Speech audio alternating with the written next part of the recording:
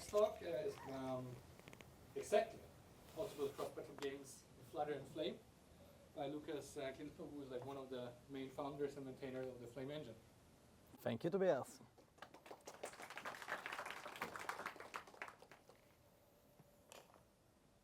So TGE, is that the game engine, or what does it stand for? Very creative name, love it.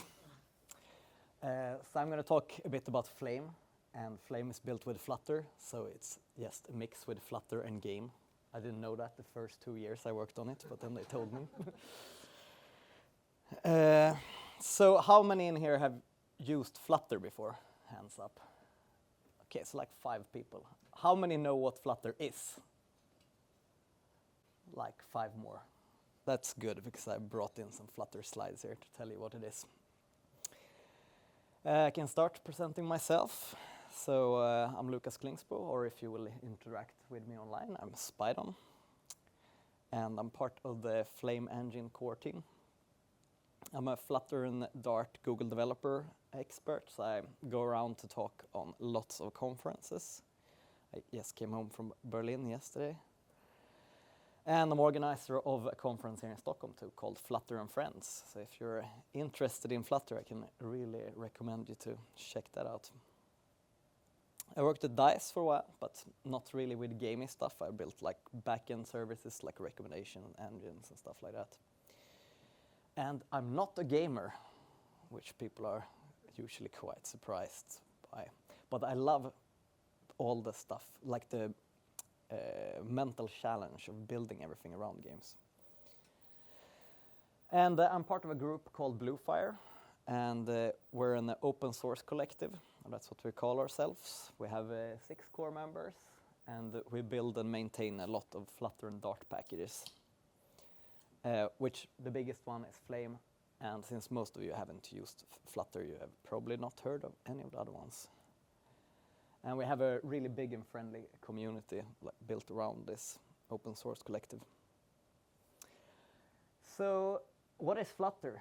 So this is Google's words. Flutter is a portable UI framework for building beautiful multi-platform applications. So like you can build your application once and then you can run it on Android, iOS, Mac OS, Windows, Linux, your TV, your fridge, whatever you want. And this was what they want. When they started building it, this was the pillars that they wanted to think about. So it should be fast, productive, beautiful, open as in open source, and open as in it's easy to communicate with the people driving the platform forward, and portable, which is why you can run it on your fridge. So Flutter, unlike a lot of other cross-platform frameworks, it runs like directly on machine code, so it has like no compromise on speed.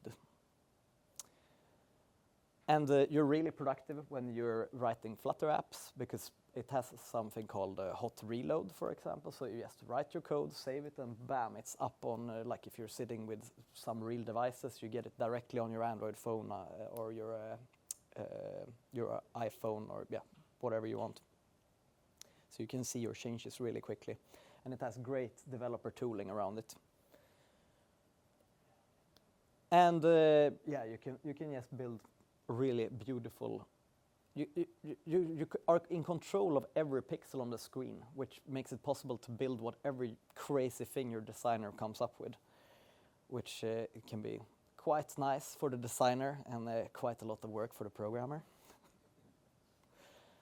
And everything is open source. It is, I think, the 4th biggest open source project on GitHub right now. This is a really old screenshot, by the way. I think it has like double the stars now. And it's portable. So by default, it runs on mobile, web, and desktop. But you just have to write like a renderer for it, a little renderer plugin for whatever you want to run it on. And that is why companies like LG, for example, they're like, oh, we don't have to do this ourselves. We can just rely on Flutter. We just have to write a little plugin, so that it can compile on our hardware, and then bam, they have all of Flutter on there.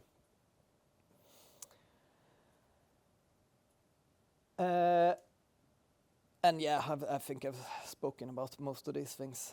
It's built on a programming language called Dart, which is a really nice programming language. It has like full sound null safe run type system. So like if you write something wrong, you will usually know at compile time, not at runtime, which is really nice.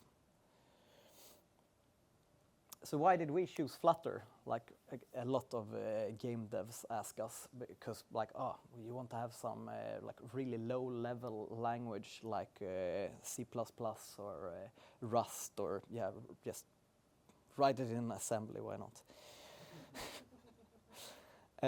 But Flutter, for the use cases that we're using, is actually really perfect. So you get access to Canvas, bare bones API, that we don't have to care anything about the underlying platforms. We only have to care about this canvas. And you still get very high rendering performance. Flutter in the beginning, the engine was kind of built like a game engine. And then they kind of pivoted into more how to build apps. It has a really mature ecosystem.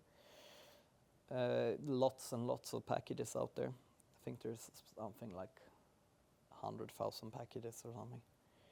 And multi-platform, of course. And that is the biggest thing for us, because it is so nice to just write it once, and it's super easy to get it out to all platforms. So Flame is the most popular game engine for Flutter. It's also kind of the least popular game engine for Flutter, because it's pretty much the only game engine for Flutter. And we have 10,000 stars on GitHub now. Lots of commits. Most of those commits are squashed PR, so it's actually a lot more commits.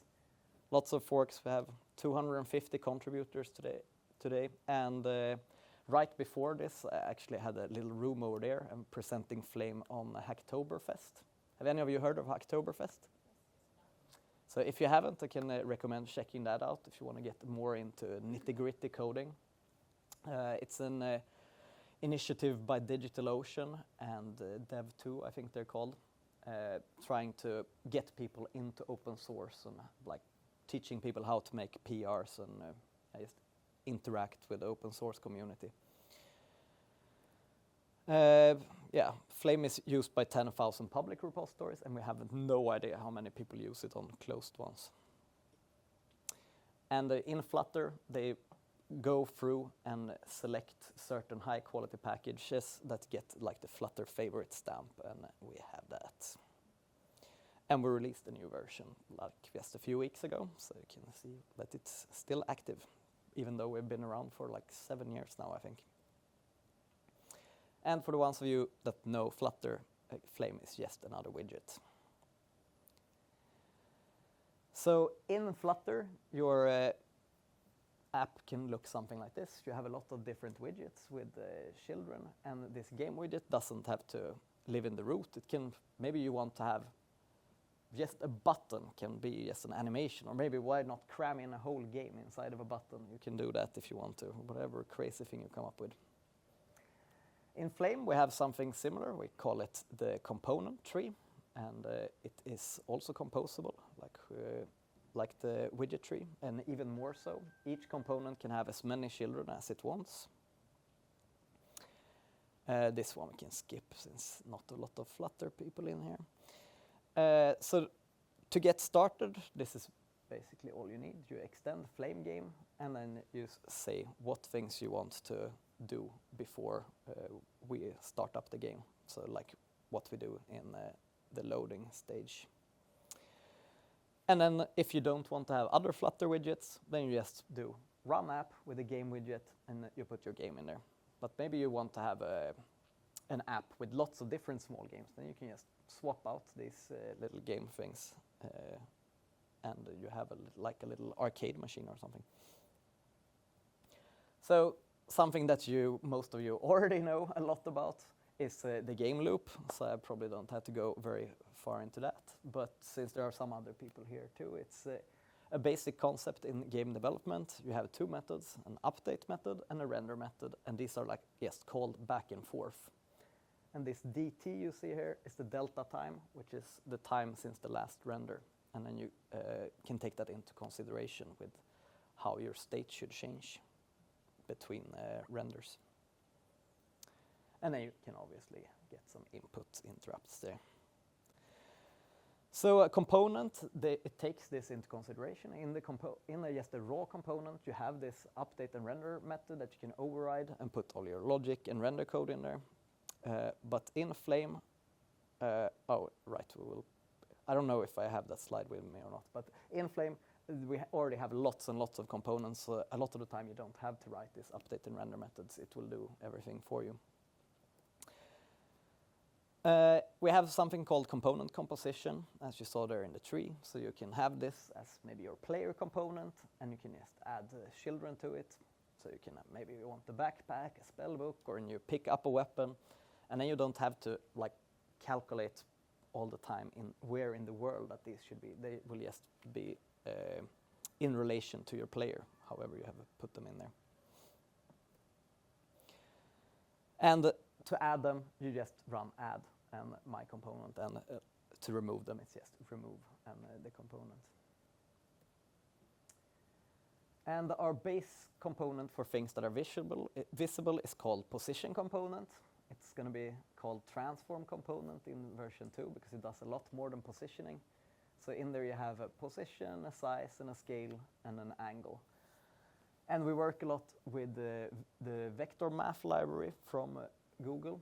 And from there we get the vector 2, which is basically just the x and y tuple. And it has a lot of vector math things built in. So one of the built-in components is like the sprite component, and it's just a static image. So maybe you want a rock in your game or something, then you can use a sprite component. And if you want to use the good old sprite sheets, since most of you are game devs in here, you know what that is. But for the ones that doesn't, it's just basically a bunch of images that you can play after each other, and it will become an animation, something like this. So then, if you want an animation, you use the sprite animation component. But then sometimes you want to have. Oh, I removed that slide. Or is it in the next? Nope. Okay. And we have another one called sprite animation group component, and then you can have different states set to set different animations. So if it dies or if it's fighting, it might run different animations. And the Flame is very modular. Like you can connect it to a lot of other things, and people already have. I think we have these things called bridge packages, which connects Flame to other types of packages. Like Forge 2D up here, for example, is a Box 2D port to Dart, so you get a physics engine. And you can have different types of audio packages. Yeah, I think there are like about 40 of these bridge packages now, and if people want to connect more things, it's quite easy to get started doing that. And other basic features we obviously have a camera and viewport and viewfinder and stuff like that, built-in collision detection, and we have a quite powerful effects system that we call it. It's usually used for different types of animations, but you can do pretty much anything with it. And these are also composable. So an effect is something that happens to a component over a period of time. So you can say, for example, this player should move over here during 2 seconds, and then just add the effect to the player, and it will just handle everything for it. And it should do it with a curve that looks like bouncing back and forth, or whatever. We have a different gesture and input handling for all kinds of different input systems, like gamepad, different types of touch screens, whatever you can think about. Since we're running on so many different platforms, that is usually kind of important. We have all the different kinds of optimization techniques like sprite batching in there, and the physics engine that I talked about earlier through Forge 2D. And we have a really nice built-in debug mode. So you just set debug mode equals to true, either on the game or on a component, and you will get all these kind of debug boxes rendered on it. It usually helps a lot with finding your bugs. And if you're familiar to Flutter, we also have a DevTools extension. So when you run it, you can press on the DevTools button, and you will get up a DevTools extension, which shows the whole component tree, and you can click around in it and change positions and see the current values of the components. So now you might wonder, how do I get started? Oh, there are some slides missing in this deck, but that doesn't matter. So the easiest way is to go to our Discord, which I think is this QR code. And because I think we have like 10,000 people on there now, and if you ask a question, they will quickly help you. And we also have our docs, which is like docs.flameengine.org. And in there we also have some built-in tutorials, which are always up to date with the latest version of Flame. And we have a Stack Overflow tag, which is called Flame, of course. And you can open a GitHub issue if you have any problems or if you're facing a bug in Flame. And for every feature that we have in Flame, we have an example. So we have examples.flameengine.org, and in there you can just click around in the little library there and see different features of Flame running in real time, and then you can click in the corner to see the code of all of it. And yes, that was the Discord.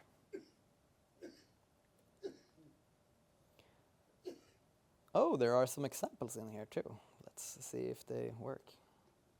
So here's one of the oldest Flame games. Someone made a little puzzle where you're like sliding around the map to take the coins and watch out for the enemies. And then there are lots of these type of small casual games built in Flame, because if you want to build one of these small casual games, it's really nice to be able to deploy them to all platforms at once.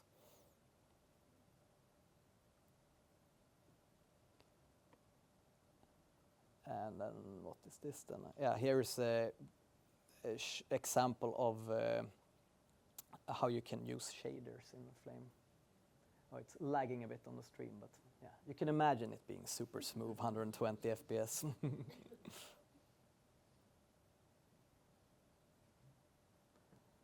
And some people write, so this is a 15-minute video, we're probably not going to watch that. Let's jump forward. So here's an example of, what is this type of game called again? Help me out, game dev students. Where? Yes, exactly. That's a pretty cool one, you can check out. And people usually ask, but what about 3D? And you can use 3D in Flutter now, but it is like very early stages. So we're depending on a package called Flutter GPU from the Flutter team, but it is kind of experimental. And we have built one of these bridge libraries called Flame 3D for that. So if you want to build a 3D game that is like using lots of 3D stuff, I would recommend you to use one of the other bigger engines. But yeah, you can see it. It works.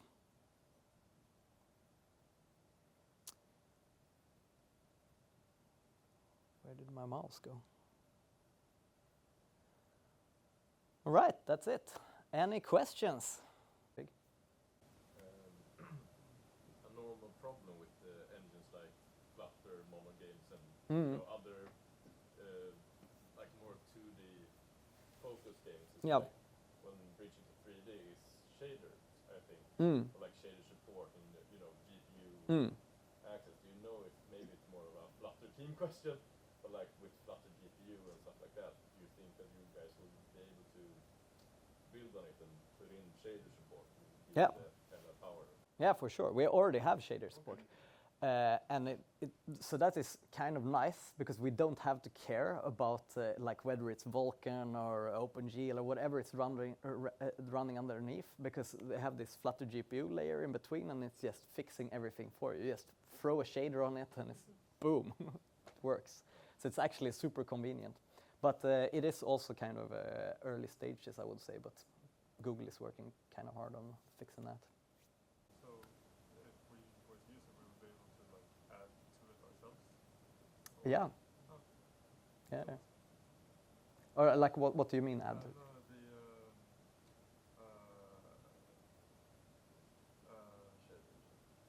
you say the part if there would be there's a bug or something missing. Yeah. I mean, it's the Flutter GPU is also open source if you want to fix stuff for that. If you see possibly that it's a good solution, do you use it, or do you want to develop your own? No. I mean, like I said, we have 250 contributors from other people, and we're only 6 people in the core team. So there are lots of people coming in and helping with different things that they want. So that is why we're participating in this Hacktoberfest thing too. So we're like trying to mentor people to get into open source and to make our engine better, because you see that people we mentored many years ago, they're like making really high quality pull requests to us today that we don't have to write ourselves. So that's kind of nice. The companies should think more about that now when they're not hiring juniors. They will have a big problem in a few years. Just in terms of background on Flutter and stuff, so the UI would be handled by Flutter. Yeah. So Flutter is handling like the rendering part, but we're or you mean that like the UI with buttons and stuff? Yeah, that's right. Yeah. So you can do both actually. Okay. A lot of people use Flutter because it is really efficient in quickly writing UIs. But some people want to do more crazy things than they usually use Flame components. Yeah, but Flutter will have more out of the box. Yeah, for sure. For sure. I mean, Flame will have some as well? yeah. Okay.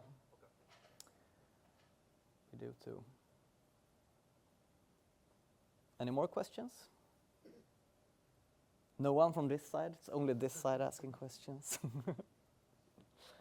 All right. Thank you.